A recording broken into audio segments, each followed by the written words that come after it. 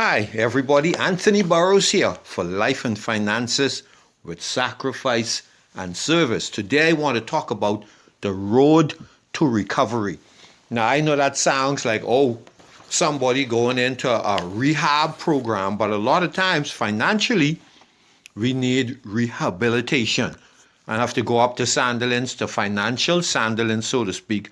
Just an alcoholic or a drug addict may go up to Sandilands rehabilitation. We're going to look at the road to recovery. This is for your financial recovery. Now, oftentimes when you sit down and you start pondering and letting your mind wander, and you considering your life right here where you are, and you say, Lord have mercy, am I where I should be? For a lot of us, that answer is no. Some of us, we are beyond where we expected that we'd be at this point in life. And the thing is, you're in a dilemma. Retirement is right around the corner, and you are nowhere ready to meet it. Your savings, it's inadequate. Investments, in many cases, are zero investments. Right? You have little to no life insurance, if any at all. The thing is, you still got outstanding loans, making payments on a monthly basis. And then you're in a situation where if you have a mortgage, you have more years on your mortgage than you have time left on the job. And some of us, we are still paying rent and not making the progress that we would have liked to. And a lot of us, we're battling health issues, diabetes, asthma, hypertension, arthritis, cholesterol, and that big dreaded word, cancer. Others have gone through divorces, and that has wreaked havoc on the finances, gone through separations, that's destroyed the finances. Others just in shack-up situations, so the financial situation like that is uncertain. Some of us, we battling these wayward children who are eating up our resources. In some cases, we got to be finding lawyers for them in front of the courts. And and then others, they just simply they married or they ain't married, they have children and all that, and they come and say, Mommy, Daddy, give me this, give me that, to help out. And I think I remember I read the book, which was the second edition or maybe the fourth edition of the book, The Millionaire Next Door. And one of their things was when you have adult children feeding on the parents for resources, money and things of that sort, they refer to that as extended outpatient care, EOC, and you have a lot of that. Now, one thing advice I'd like to give to a lot of those of us who have adult children, and you may be in a situation, when you go, the home that you're in is the only asset that you may leave to them, maybe a couple of dollars that you might have in the bank, but nothing to talk about. The significant asset, though, is that home in which you're living. And here's the thing. Some people are saying, okay, I'm going to leave it to all of the children. And others are saying, hey, I'm going to leave it to this particular child. And the thing is, when you're leaving it to a single child, you're creating havoc and big fight in the family. So here's what I'll say. I'll say go ahead and leave it to all of the children if you want to. But here's the thing. Whoever lives in the home, any one of the children that lives in the home, if all of them or a single one of them living at home, there's an account that has to be set up. You can set this up or you can have your executor set up this account. And whoever lives in the home must pay a monthly rent to that account. Now, let's say you have a home and 3 of them are going to be living in the home. You'll say each child will now pay $400 a month to this account.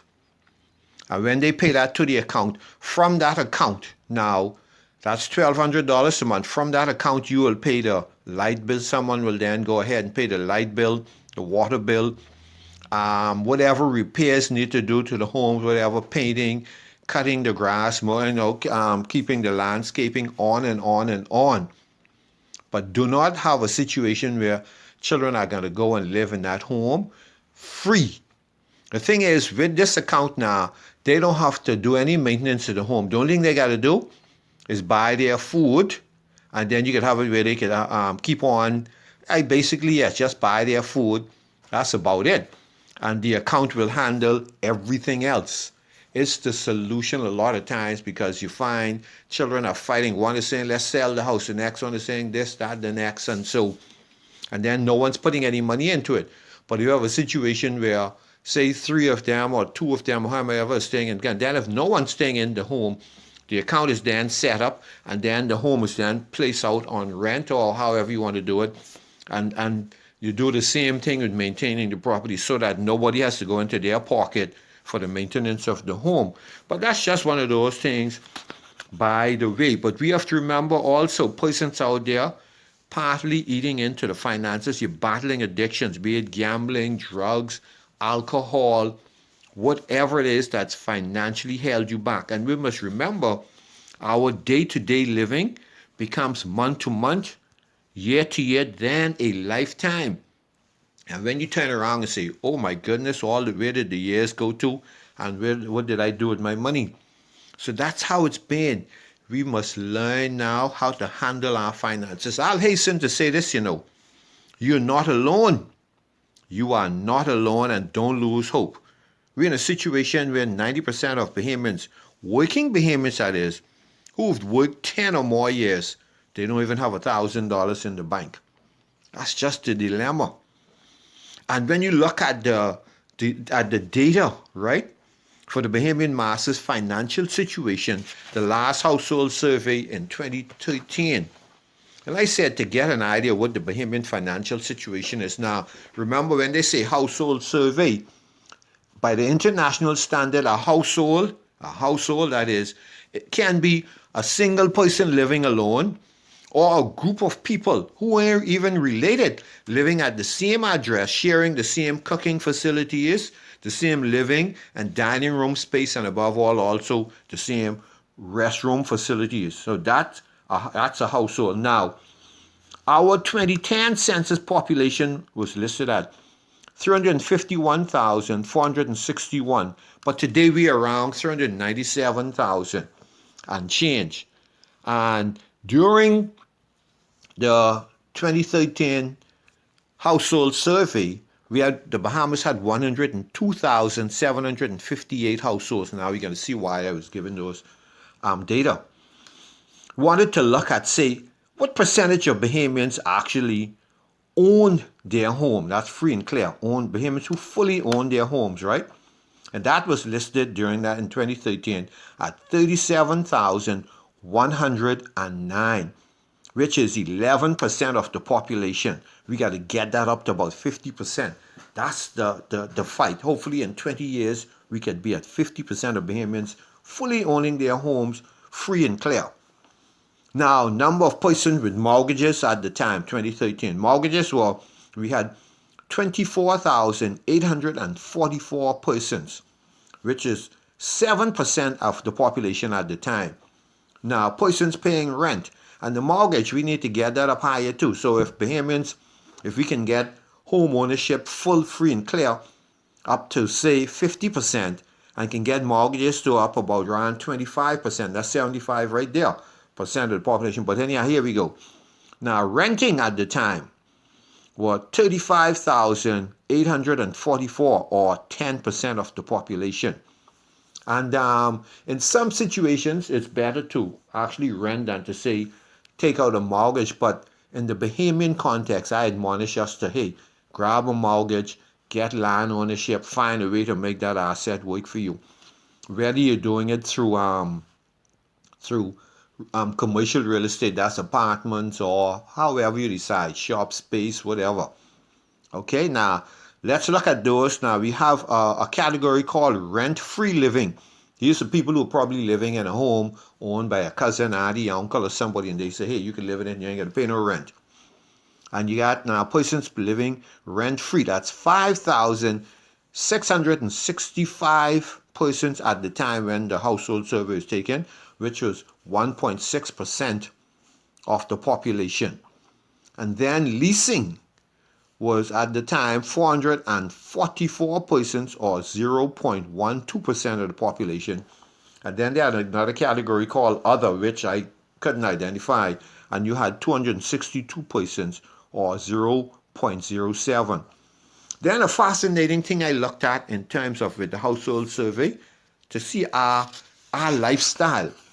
And we found they looked at also eating and drinking. Now, eating fruits and vegetables, And these are the best foods for our health, right? 60% of the population say yes, they eat fruit. 58% says yes, they eat vegetables. Now, 61% of the women said yes, they eat vegetables. And 56% of the men say that they eat vegetables. Can you imagine that? Now, for fruit, 64% of the women say that they eat fruits, and 58% of the men say that they eat fruit. Now, those who drink fruit juices, 47% of the population say that they drink fruit juices, right?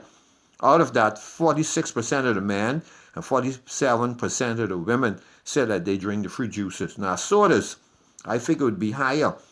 But for the population, 36.3% of the population say that they drink soda. And out of that, 34% of the women and 38% of the men. And then far as water, which of course is the breath of life, so to speak, 95.4% of the population say that they drink water. Then we look at physical activity. You see, coming to road to recovery. And remember, all of this come to make up your financial situation. Physical activity of at least 30 minutes. Now, activity for at least 30 minutes. In the general population, 4.7% of the population say they are physically active. And this is every day for at least 30 minutes doing something. Out of that, 4.6% of the women, 4.9% of the men. Then those who actually say do their physical activity as walking for at least 30 minutes a day, 2.6% of the population. The thing is now, the most active group that they found out there is that group between 30 and 39, and that's your millennial. And I guess they're at a point in life where the world, weighted the world ain't on their shoulder yet, so they could find time to do this. Then here we go. The lowest level of activity was between those who were 10 and 19 years old. That explains our obese children that we have. Now, you're looking again at, we are saying, road to recovery and looking at your finances mainly. Now, to turn around, to begin your turnaround, the first thing you must do is a life and finances audit. People always will go and audit the business, audit this, audit that, but oftentimes we don't sit down and audit our life and audit our finances. Now, this audit will consist of your finances, your health, and your spiritual well-being. On a piece of paper, sheet of paper, on your phone, on a laptop, or take a computer, whichever. And remember, financially, everything is either an asset or a liability. And remember, assets move us forward, liabilities drag us backwards. Make a list of all the assets you possess, the house, the land, the savings, the passive income. And remember, passive income is money that's coming in that you ain't out there chopping, rocking, working hard for. The mutual fund, government bonds, insurances. Tally your food expenditure. I know, but I count that as asset because that goes towards your health. You can put that in a separate column. And then what other investments you have out there. Then make a list of all your liabilities, anything that those loans that you're responsible for, rent, accounts payable if you own a business, right? And also if you own a business, warranties go as that. And those adult children that's still pulling on you and you're giving them money consistently, that go in your liability column also. Now, some persons will say that you must subtract your liabilities from your assets so you may come up with an overall net worth. Now, while compiling the information, you must be able to identify if you are in the black, which is a good spot financially, or if you're in the red, which is a bad spot financially. See? Then the evaluation of your health will consist of your level 1, mobility. How much mobility do you have? Then also, do you have any existing conditions that's really hampering you? You know what I'm saying? And look at your nutritional consumption. Remember, it's the quantity of the sleep that we get that's significant. Remember, I always say the first thing is, hey, the sleep. That comes first. The second thing, physical activity. The third item is your food and water consumption. And then the last item is our relationships that we have with each other and family and all of that. These are the things that decide and determine our physical health part. Now, if you have 0 assets, you fall in the 1 to 3 category. If you have assets and you're in a situation where you could go 3 months without being on a job, then you fall into the 7 to 8 category. And then if you have assets and you could go a year or more without your job salary, you fall into the 9 to 10 category.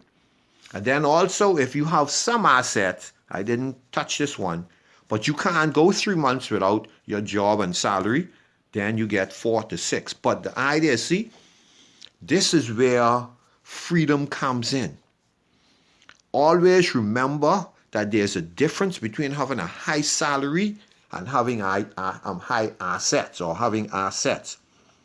It's just one of those things. Now, if you're between 1 and 6, all is not lost. Never mind, even if you're over 60 years of age. See, the way back begins right here, right now. And then your spiritual well-being. Look at, hey, when's the last time you've been to church? When's the last time you pick up your Bible or your spiritual book and do any reading? When's the last time you've been praying? And one of the things, let me go back to having a job where you have a high salary, but you got limited assets. People look at it and say, hey, I see the guy, he's driving this car, living in that house. But the thing is, he's maxed out to the T. And that's the thing about having a high salary. You can live here, do this, and do all of that, but you're not pursuing assets, accumulating and building wealth. Then you are in a dilemma. Now, the right thing to do here when we're saying road to recovery, financial recovery, is lay out a plan. And that plan, like I always say, is better known as a budget. Better known as a budget. You see, and in your budget, state what your financial goals are. And then you're going to identify and cut out all those wastages that's holding you back. And you may have to put some bills on pause for a month or two until you get yourself together. You see, also, in some cases, you might be at a spot where you actually need to go about getting a second job to offset just for a while. That's what I'm saying. Then seek out investment opportunities. Go through the newspapers, talk to friends, go online. And right now with the pandemic going on, we're in a situation where opportunities are abound, especially in real estate. Persons are selling, persons are trying to buy, whatever the case might be. You might be a seller or you might be a buyer, but start looking for those opportunities out there. And because a lot of things are going at rock bottom price. And then I always say, read, and read. Then also, as I wind down, prepare a health budget. And here's what a health budget layout look like. Lay out a number of days. Put it on paper for your physical activity. That's walking, running, lifting weights, whatever it is. Lay out your physical health budget.